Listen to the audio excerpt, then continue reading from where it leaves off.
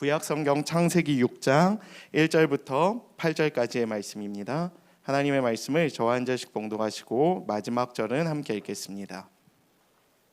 네, 제가 먼저 봉독하겠습니다. 사람이 땅 위에 번성하기 시작할 때 그들에게서 딸들이 나니 사람들의 딸의 아름다움을 보고 자기들이 좋아하는 모든 여자를 아내로 삼는지라.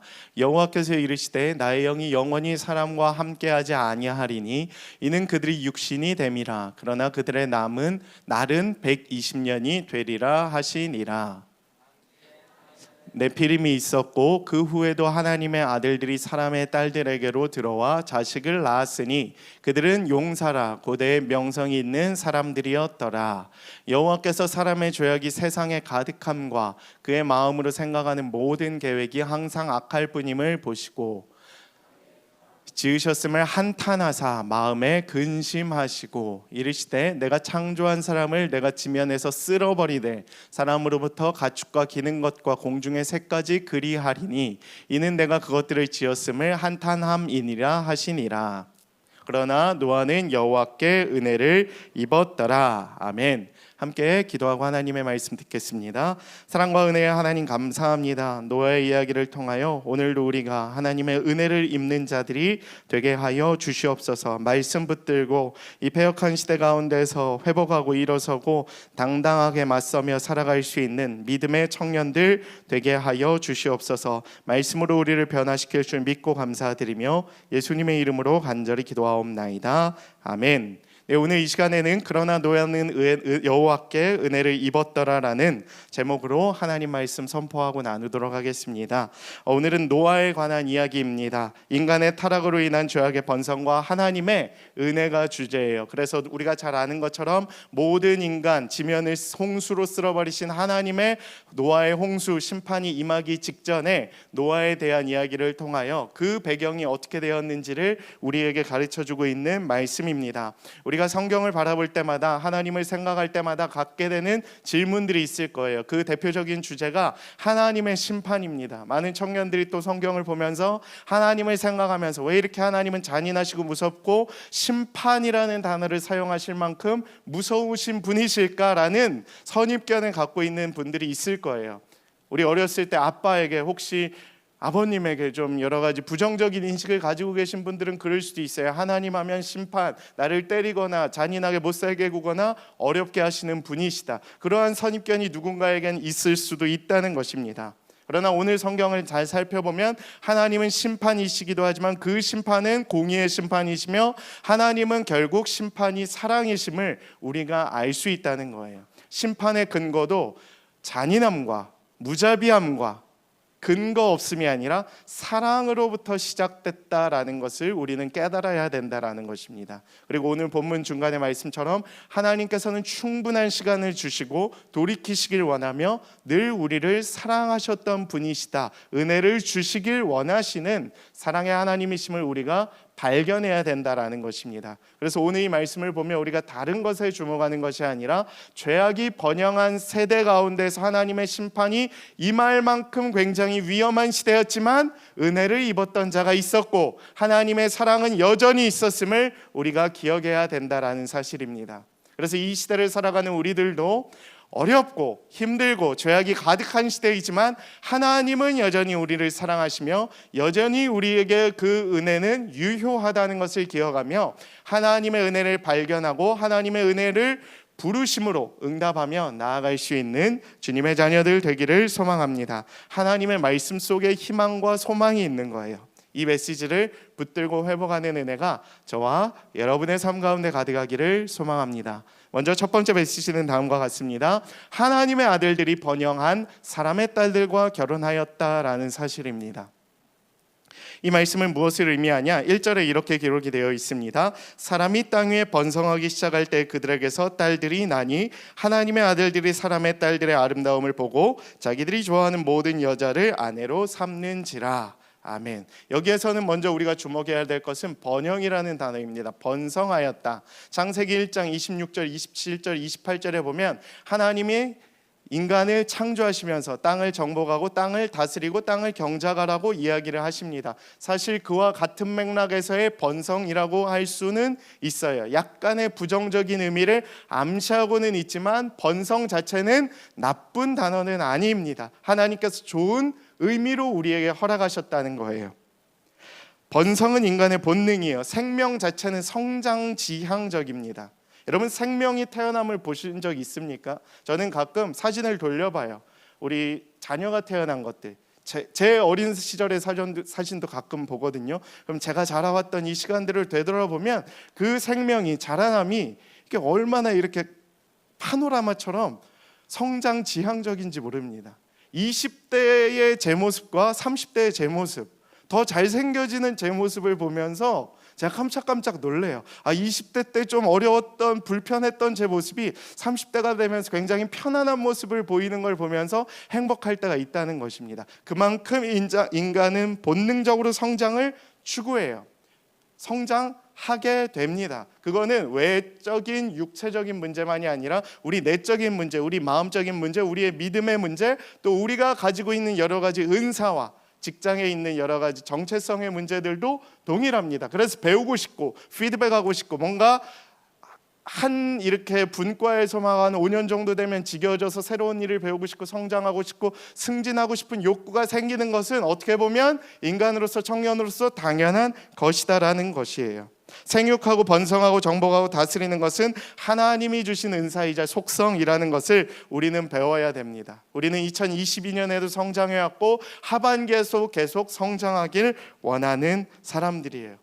특별히 믿음, 신앙적인 측면에선 더더욱 그러할 줄로 믿습니다. 믿음이 연약했던 자들은, 새 가족들은, 특별히 처음 교회에 나온 자들은, 믿음을 잃어버렸던 자들은 다시 이 자리 가운데 나와서 번성하기를, 내 믿음이 더욱더 커져가기를 갈망하는 믿음의 회복이 여러분의 오늘 삶 가운데, 예배 가운데 나타나게 되기를 간절히 소망합니다. 때로 이런 소망은 굉장히 바람직하고 굉장히 좋은 바람일 수 있다는 거예요. 주님 안에서 건강하게 선장해야 돼요. 그러나 오늘 성경은 타락한 인류 역시 땅에서도 번성하기 시작했다고 이야기를 합니다. 사회도 매우 빠르게 발전을 해요. 매우 빠르게 번성을 합니다.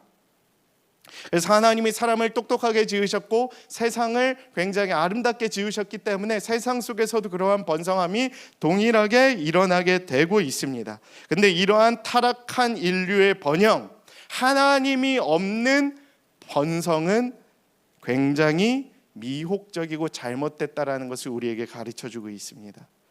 이러한 타락한 인류의 번영이 하나님의 사람들에게도 대단히 미혹적이었고 유혹적이었고 부정적이었음을 오늘 성경은 우리에게 이야기를 하고 있습니다.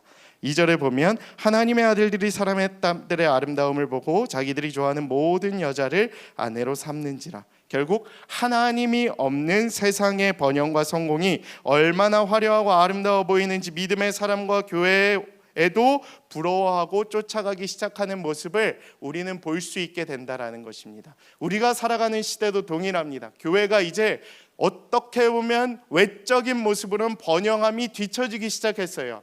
전시시후 이후에는 교회가 앞서갔거든요. 그렇죠? 굉장히 우리나라가 1950년대 이후는 이 한국 사회를 세워나가는 시기였기 때문에 교회가 세워지는 모습들이 세상을 보다 빨리 됐기 때문에 세상이 교회를 따라오는 경우들이 있었습니다. 근데 그것이 이제는 뒤바뀌었어요. 외적인 모습에 한해서는 적어도 세상이 교회를 앞서가고 있습니다. 그러한 화려함들이, 그러한 번영과 번성들이 우리를 굉장히 미혹적으로 주춤하게 만들어 버린다는 사실을 우리는 기억해야 돼요. 세상에는 하나님 빼고도 하나님 없이도 아름다워 보이는 것들이 너무나도 많다라는 것입니다. 한없이 부러움을 주는 사람들이 세상에 얼마나 많은지 모르고 우리는 그들을 부러워하며 그들을 쫓아가는, 셀럽들을 쫓아가는, 인플루언서를 쫓아가려고 하는 경향들이 계속 있어요. 그래서 유튜브를 보면, 인스타그램을 보면서 그 사람들의 삶을 쫓아가려고 발광하는 모습들이 때로는 있다라는 것이에요. 그래서 하나님의 사람들이 결국 하나님을 버리고 세상과 연합하기 시작한다라는 것이에요.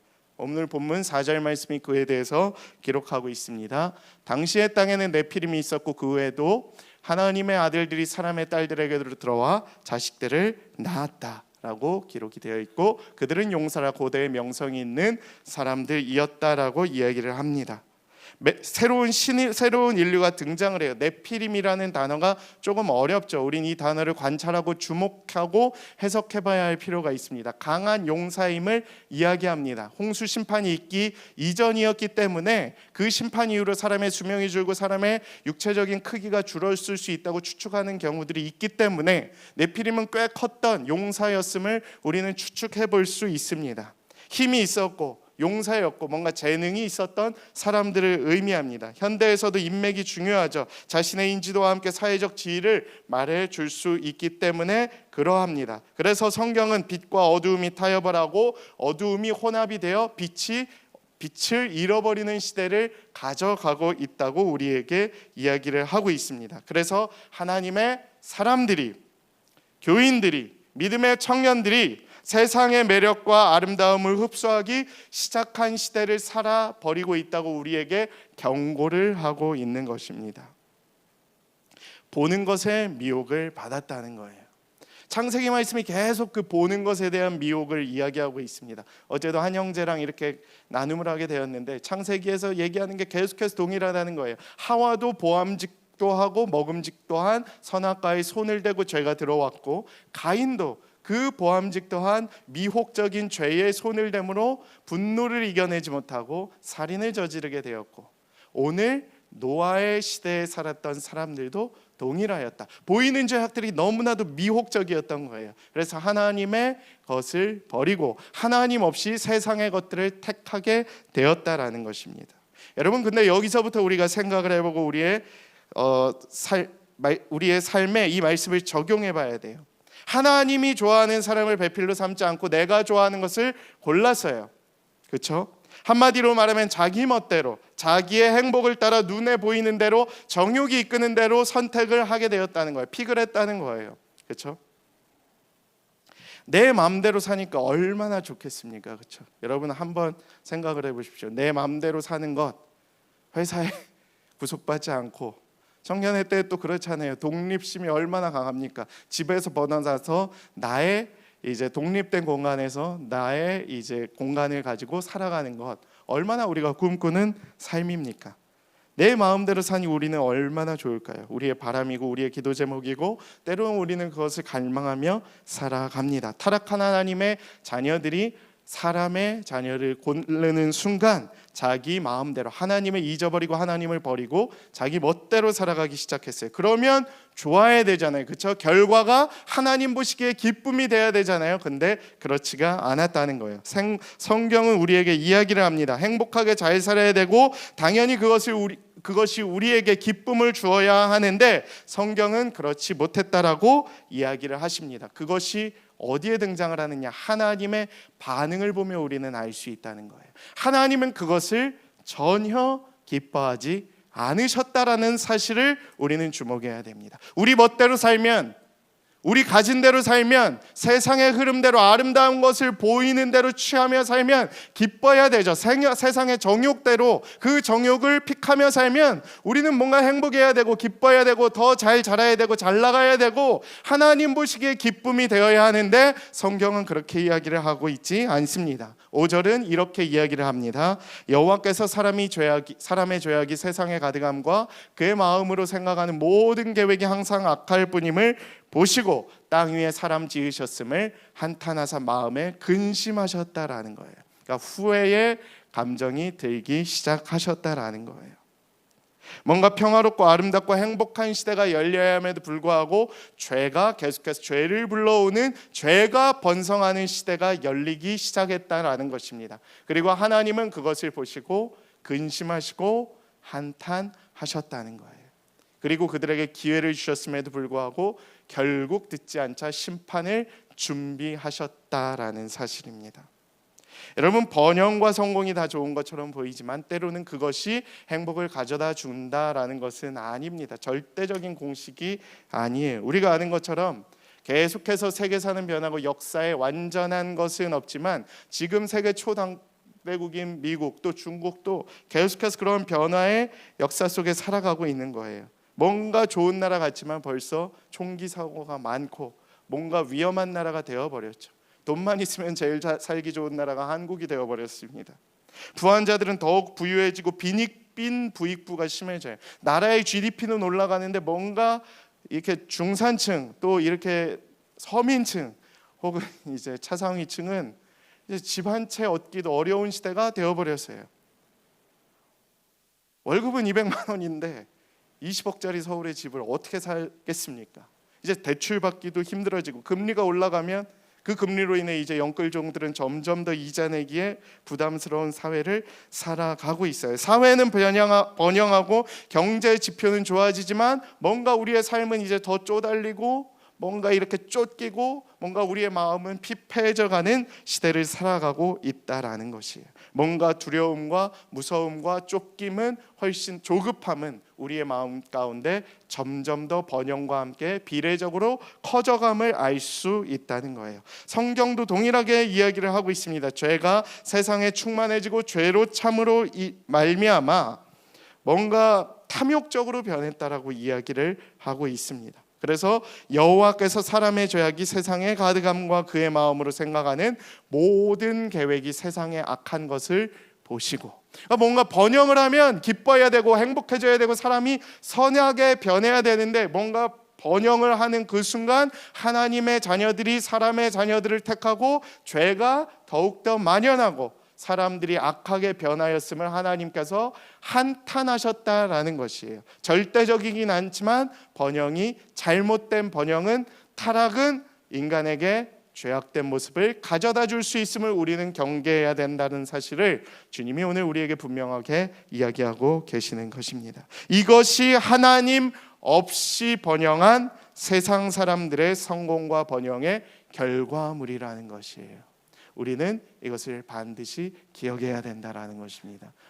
작년에 제가 자주 소개해드렸던 펜트하우스라는 그 드라마에서도 동일하죠. 막장이 우리 재밌게 본 친구들이 있겠지만 막장이긴 했지만 사실 우리의 탐욕을 그대로 그려내고 반영한 것 아니겠습니까? 뭔가 하늘을 보고 있지만 번영을 꿈꾸고 있지만 뭔가 계속 조급함이 있고 그 번영이 결과적으로 행복을 가져다 주지 못했던 그 결과물을 우리는 보게 되었지 않습니까? 동일한 것입니다. 세 번째 메시지는 다음과 같습니다. 결국 하나님은 이렇게 견디다 못해 120년이라는 회개의 심판의 기간을 주시기도 했지만 하나님은 인류 심판의 계획을 세우셨다라는 것입니다. 이르시되 내가 창조한 사람을 내가 지면에서 쓸어버리겠다. 한탄함으로 인하여서.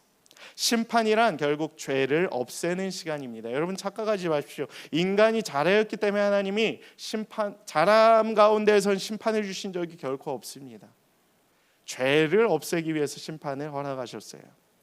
그렇기 때문에 그것을 부정적으로만 바라볼 것이 아니라 우리는 매우 하나님의 경고적인 메시지로 받아들이며 살아가야 한다는 것을 주님은 오늘 우리에게 이야기를 하고 계시는 것입니다. 하나님의 공의는 죄를 심판하시고 죄를 싫어하시고 죄를 쓸어버리기 위하여 심판을 준비하셨다라는 것이에요. 극단적인 처방을 세우게 되었습니다. 여러분 큰 병원 가보신 분들은 알 거예요. 이게 병원이 1차적 순서가 있습니다. 내가 한번 아프면 작은 병원을 먼저 가서 진료를 받죠. 여기서는 수술이 안 되고 뭔가 진료가 안 되고 확실한 검사가 안 되니까 좀 더 큰 병원 2차 병원으로 가시고 3차 병원 종합병원 빅5 병원이 있지 않습니까? 그래서 단계적으로 순서를 밟게 돼요. 처방의 단계입니다. 그리고 시행착오가 있고 그 처방의 단계를 통하여 병이 발견되고 그 병을 치료하는 단계도 사람마다 케이스 바이 케이스가 굉장히 다르기 때문에 뭔가 이게 시행착오가 필요하더라고요. 그래서 그렇게 1년이 걸리기도 하고 몇 년이 걸리기도 하고 발견되는데도 몇 년이 걸리기도 합니다. 하나님도 그러하셨던 것 같아요. 이 죄악들이 발견되는 시간들이 꽤 걸리고 참는 시간이 있으셨고 처방에 대한 시간을 이렇게 허락하셨고 기다리는 시간이 있으셨습니다. 돌이킴의 시간을 주셨어요. 그냥 바로 쓸어버리지 않으셨습니다. 한마디면 쓸어버리실 수도 있었지만 아라라산의 노아를 선택하시고 아라라산의 노아의 방주를 지으셨던 것처럼 뭔가 그 시간을 허락하셨어요. 왜 허락하셨을까? 돌이키기를 바라셨기 때문에. 그러나 돌이키지 않았던 인류의 죄악으로 인해 하나님은 결국 그 처방을 선택할 수밖에 없었던 시간이었겠죠. 우리는 이것을 기억해야 합니다. 하나님의 끈이 여전히 있음을, 하나님은 여전히 우리를 사랑하셔서 돌아오길 원하신다라는 사실을, 그것이 네 번째 메시지에서 발견이 됩니다. 그러나 하나님께 노아는 은혜를 입었더라. 하나님께 은혜를 입은 노아의 등장은 우리에게 소망을 준다라는 사실이에요. 오늘 본문 말씀 8절, 그러나 노아는 여호와께 은혜를 입었더라. 반전이에요. 결국 뭔가 다 쓸려버릴 것 같았지만 그러라라는 반전의 접속사를 통해서 하나님의 반전이 계획되어 있었다라는 것입니다. 노아는 여호와께 은혜를 입었더라. 두 가지 측면으로 해석을 해볼 수 있습니다. 하나님의 은혜를 예비해 두셔서 은혜를 주셨다. 에베소서 2장 8절의 9절의 말씀과 같이 주셨다라는 거예요. 하나님의 은혜, 하나님의 선물로 우리는 받는 자가 됐다. 아무 조건 없이. 근데 한 가지 또 생략된 원어적인 의미가 있습니다. 어떤 의미냐면 이것이 중요한데, 노아는 하나님께 은혜를 발견했다라는 거예요. 그 두 가지가 이렇게 절충이 돼서 하나의 메시지를 뽑아낼 수 있다는 거예요. 노아도 가만히 있었던 것이 아니라 그 어두운 시대 가운데에서 여전히 하나님의 은혜가 있었음을 노아도 발견했고, 하나님도 여전히 있었음을 우리도 받는다라는 거예요. 여러분, 이 사실을 주목해야 돼요. 이 시대, 코로나 시대, 어려운 시대, 취업이 안 되는 시대, 재정이 어려운 시대, 나만 어렵고 다 힘든 것 같은 이 시대에 나는 무엇을 발견해야 할까? 여전히 나에게도 하나님의 은혜가 있음을 발견해야 된다라는 거예요. 그러나